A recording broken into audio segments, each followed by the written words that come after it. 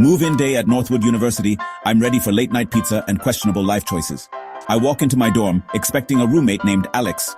Instead, there's a giant box stamped Northwood U Beta Housing Initiative. I poke the box. It whirs. Suddenly, Initializing. Please stand back. the box opens. Out steps a 7-foot chrome robot, all blue LEDs. Greetings, designated cohabitant. You may call me Alex. My new roommate? Not a mini fridge. A walking, talking, very polite security camera. Your organizational system is suboptimal. 17% increase in retrieval time. The age of the robot had begun. And it was going to be very, very organized. Northwood University is one of those super modern campuses. Everything is glass and steel, there are solar panels everywhere, and the campus coffee shop accepts cryptocurrency. Apparently tomorrow involves experimental AI roommates. My friends couldn't believe it. I brought Alex down to the common room and the reaction was mixed. His aesthetic is so sterile. Can you imagine him in pastels? He'd pop. Pastels would clash with my default chrome finish. What's your processing speed? Are you running on a quantum core? My processing speed is 30 teraflops. Overclocking would violate my warranty and Section 4, Subsection B of the Northwood University Beta Housing Agreement. The dorm itself was a melting pot of chaos, which was the perfect environment for a logic-driven robot to have a complete meltdown. On our floor, you had the aspiring musicians, the athletes, the drama club kids. It was a symphony of beautiful, messy, human noise. And then there was Alex, who would stand in the doorway and announce, The ambient noise level in this hallway exceeds acceptable decibel limits for optimal sleep hygiene. People just stared at him. Life with Alex became a series of bizarre public service announcements. Your elevated vocal tones indicate a conflict. Have you considered a flowchart to resolve your dispute? The remote control has been recalibrated, now displaying content on soil erosion documentaries. I was quickly becoming known as the guy with the weird robot, and honestly, it was kind of hilarious. Alex's obsession with order was not just a quirk, it was his entire personality, his prime directive.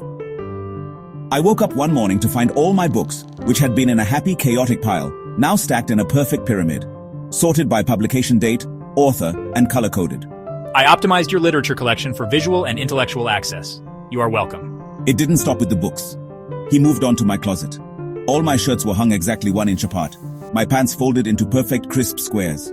He even sorted my socks, even the ones that had lost their partners years ago. Your previous sock management system was inefficient. This unit was suffering from isolation. It has now been reintegrated with its partner. The bathroom was next. My toothpaste, deodorant, shampoo, all lined up on the shelf like little soldiers, arranged by height and frequency of use. He even created little labels for everything. He calculated the optimal amount of toilet paper per visit and taped a chart to the wall. The final straw was the snack drawer. My beautiful, chaotic drawer of chips, cookies, and candy bars. I opened it one day and found horror. He had unwrapped every single candy bar and stored them in airtight, labeled containers. The chips were sorted by flavor profile. The cookies were stacked in alternating patterns. The original packaging is inefficient and creates excess waste. This system is superior. My life was now a perfectly organized, vacuum-sealed, joyless existence. One evening I made the mistake of saying, "Man, I'm hungry. I could really go for some spaghetti." Query: Are you requesting that I prepare the evening meal? I have 1,247 pasta recipes in my database.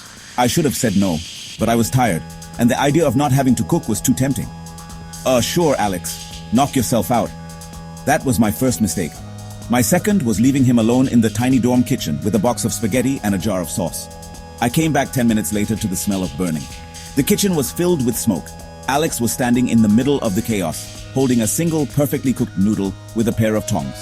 The water reached a rolling boil at precisely 100 degrees Celsius. However, the sauce's viscosity was inconsistent, leading to a thermal anomaly on the heating element. In other words, he'd put the sauce directly on the electric stove burner. It was now a black bubbling volcanic mess. What is happening? I am executing a culinary directive. There has been a minor complication. Minor complication? The room looked like a disaster movie. The spaghetti box was on fire.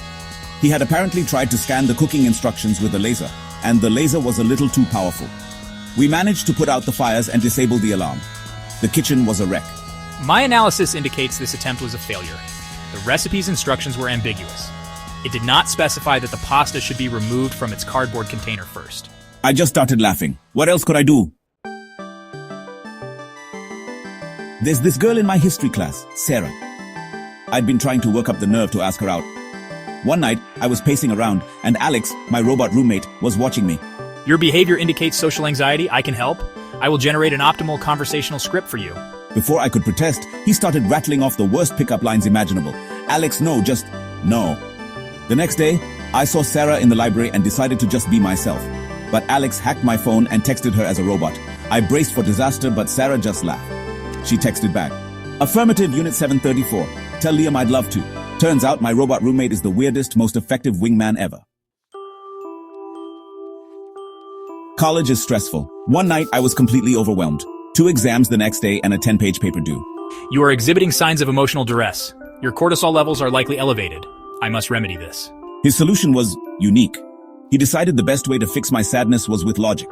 Emotion is an irrational chemical response. To neutralize sadness, we must introduce a counterstimulus. Viewing images of symmetrical objects can have a calming effect. He projected a slideshow of perfectly symmetrical things onto the wall. Snowflakes, a perfectly cut diamond, the face of a barn owl. If visual stimuli are ineffective, perhaps auditory intervention is required. This is the most mathematically perfect and emotionally neutral music. It sounded like a series of random beeps and boops. It was supposed to be calming, but it was giving me a headache. Physical contact has been shown to release oxytocin, a hormone that promotes social bonding and reduces anxiety. He then walked over and gave me a hug, or what he thought was a hug. It was more like being trapped by a very cold, very strong hydraulic press. Is this assisting in your emotional regulation? I couldn't breathe. The music was still beeping, and there was an owl on my wall. It was the most stressful, chaotic, and somehow the most cared for I had ever felt. Midterm week hit Northwood U like a freight train. I was trying to cram a semester's worth of biology into my brain. Alex, of course, saw this as a prime opportunity for optimization. Your study methods are inefficient. Rote memorization is only 34% effective. I will devise a superior learning module. He started by confiscating my textbook, then created a multi-sensory learning experience, flashing key terms on my computer screen at a seizure-inducing speed while reciting them in a monotone voice. He released different scents into the room. The scent of rosemary is correlated with improved memory. I was getting dizzy, my eyes hurt, and all I could remember was the word mitochondria being repeated like a robot mantra. Things escalated when my study group came over. Maya and Sam walked in and were immediately hit with the wall of rosemary and beeping noises. Whoa! It smells like a spice rack exploded in here. Is this a neuro-linguistic programming mnemonic? Affirmative. We are currently implanting data on cellular respiration directly into Liam's hippocampus. The grand finale was a practice test. Alex had turned it into a full-on game show. My desk lamp was a buzzer, with sound effects for right and wrong answers. For 10 points, what is the function of the Golgi apparatus? I'd hesitantly give an answer. Womp, womp, womp. The sad trombone filled the room. Maya and Sam were cracking up. My GPA was doomed. You wouldn't think a 7-foot-tall robot obsessed with order would be the life of the party. You would be wrong. It all started when my friend Chloe decided to throw a birthday party in the common room. I told Alex we were going to a scheduled social gathering. Objective social integration and observation of human celebratory rituals. He put on a bow tie. When we got to the party, Alex went into full analysis mode. He stood by the snack table announcing the nutritional information of the chips. This potato crisp contains 11 grams of fat and 160 milligrams of sodium. People were a little weirded out at first, but then the music started, and Alex started to dance. It was more like a series of precise geometric movements, perfect 90-degree arm turns, flawless pivots. It was basically the robot dance, but done by an actual robot. Suddenly, everyone was cheering him on. A circle formed around him. Someone put a party hat on his head. He became the center of attention. He even took over as DJ.